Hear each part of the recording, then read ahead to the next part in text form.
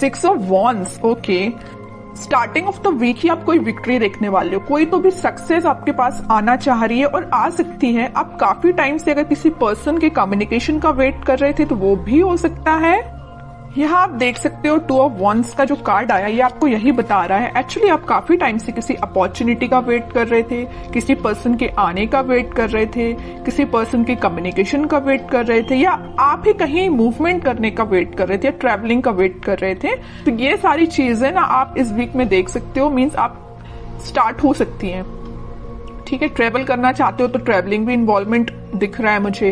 हाँ, किसी opportunity, resources, सारी चीजें आती हुई दिख रही है। कोई पर्सन आपके साइड मूवमेंट लेते हुए दिख रहा है ना। बाकी और कार्ड्स निकालते हैं तो क्लैरिफाई हो जाएंगी चीजें। बाकी बहुत ही पॉजिटिव तरीके से स्टार्टिंग ऑफ द वीक हो रही है क्योंकि 6 ऑफ वॉन्ड्स पहले ही निकल के आ गया है।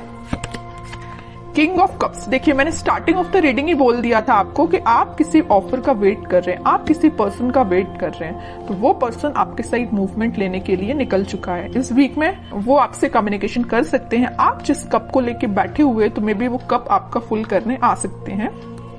और बॉटम में एम्परर का कार्ड आया है, बहुत ही पॉजिटिव कार्ड आया है। मीन्स आप ना अब लोगों के पीछे भागना आपने छोड़ दिया। अभी तक आप लोगों के में भी पीछे ही, अपने पार्टनर के पीछे ही मीन्स भागते थे, लेकिन अब आपके पार्टनर आपके साइड आ रहे हैं क्योंकि आपने एक अथॉरिटेटिव पर्सन की तरह अपनी पर्सनैलिटी बना ली है। मीन्स आप ना अपनी मेंटालिटी इस टाइप की बना ली है कि जिसको आना है आपकी लाइफ में आए, जिसको जाना है जाए, यू डोंट केयर। अच्छी चीज है, एम्परर मोड में ही रहना है। आप बता दूं, वापस से किसी नेगेटिव सिचुएशन में नहीं जाना है। अगर पॉजिटिव शिफ्ट आप अपने अंदर लेके आए हो ना तो उसको मेंटेन करके रखिए, और नहीं लाए हो तो लेके आइए, एम्परर मोड में आइए आप। ये कार्ड आपको यही बताना चाह रहा है। ठीक है, बहुत रह लिया आपने नेगेटिव फेस में, बहुत आपने नेगेटिविटी से डील कर लिया। Now you have to move on. ठीक है, और कार्ड्स देखते हैं और देखते हैं आपको क्या आ रहा है। 4 ऑफ सॉर्ड्स, मैंने जस्ट अब भी बोला ना कि आपने बहुत ज्यादा नेगेटिविटी से डील कर लिया, बहुत ज्यादा आपने ओवरथिंक कर लिया, लेकिन अब आपको एम्परर मोड में आना पड़ेगा। अब आपको इस पोजीशन में नहीं जाना है वापस। अगर आप इतना ओवरथिंक करेंगे ना तो 6 ऑफ वॉन्ड्स, विक्ट्री आपके साइड नहीं आएगी। वापस से आप इस थिंकिंग मोड में चले जाओगे, वेटिंग पीरियड में चले जाओगे। ऐसा नहीं करना है आपको, इस मोड से बाहर निकलिए। 2 of swords, 10 of swords, bottom में आया है queen of swords with 9 of cups. Okay, देखिए यहाँ तीनों के तीनों कार्ड मुझे डिफाइन कर रहे हैं आपकी सिचुएशन। मैं थोड़ी देर पहले ही आपसे बोला था ना कि मुझे नजर आ रहा है कि आप किस सिचुएशन से डील कर चुके हैं। आप बहुत ही ज्यादा नेगेटिविटी से डील कर चुके हैं, मे बी बहुत ही टॉक्सिक काइंड के पर्सन से आप डील कर चुके हैं। ये मे बी आपके पार्टनर भी हो सकते हैं। तो आप अपने माइंड में थोड़ी सी कंफ्यूजन क्रिएट हो गई है एक्चुअली कि अब आपको आगे बढ़ना चाहिए कि नहीं बढ़ना चाहिए, है ना। ओवरथिंक कर रहे हो बहुत ज्यादा। किसी पर्सन ने अगर आपको इस सिचुएशन में डाला है, इस नेगेटिव सिचुएशन में डाला है, तो तभी आपके माइंड में कंफ्यूजन आ रहा है कि क्या करना चाहिए आपको।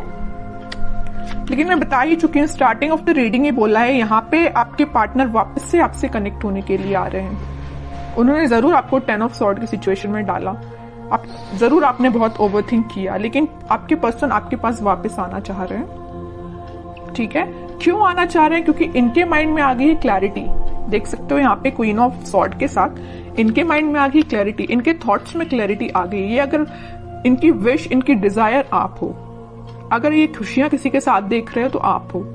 ठीक है, और अगर अभी तक इनके माइंड में क्लैरिटी नहीं आई थी तो इस वीक में क्लैरिटी आ सकती है, तभी वो आपके साइड कोई एक्शन लेने का सोच रहे हैं। क्लैरिटी के साथ दिख रहा है कि आपके पार्टनर के माइंड में जितना भी कंफ्यूजन था वो दूर होते हुए मुझे दिख रहा है। और करियर और जॉब के पर्पज से मैं बताऊं तो कोई तो भी अपॉर्चुनिटी आपके पास आ रही है। आप जिस सक्सेस का काफी टाइम से वेट कर रहे थे वो सक्सेस आप देख सकते हो, या किसी ऑफर का आप काफी टाइम से वेट कर रहे थे, किसी जॉब अपॉर्चुनिटी का, तो वो भी आप देख सकते हो। या किसी रिजल्ट का आप वेट कर रहे थे तो रिजल्ट आपको पॉजिटिव वे में ही दिखेगा।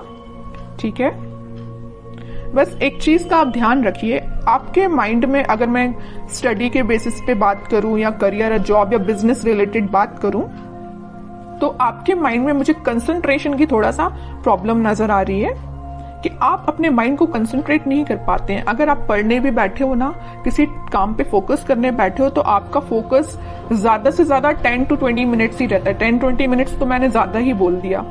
है ना। तो मीन्स आपका कंसंट्रेशन पार नहीं बढ़ पा रहा है, मे बी ये प्रॉब्लम आपके साथ हो सकती है। क्यों नहीं हो रहा है ऐसा? ओवरथिंकिंग इसकी वजह है कि आप पढ़ने बैठे नहीं कि आपके माइंड में 10 टाइप के थॉट्स आना स्टार्ट हो जाते हैं। आप कोई काम को करने बैठे नहीं या किसी स्ट्रेटेजी प्लानिंग बनाने बैठे नहीं कि 10 टाइप के थॉट्स आना स्टार्ट हो गए। ये प्रॉब्लम आपके साथ मुझे दिख रही है, लेकिन मैं आपसे बोलूंगी कि आप इस प्रॉब्लम को दूर कर सकते हैं। थोड़ा सा मेडिटेट करिए, अपने माइंड को शांत रखिए जितना हो सके, ओवरथिंक करना बंद करिए। कोई भी थॉट आता है तो उसको तुरंत चेंज करिए। कि ओवरथिंक को कैसे दूर किया जा सकता है? ओवरथिंक को दूर करने के लिए तो सबसे पहले आप मेडिटेट कर सकते हैं, ठीक है।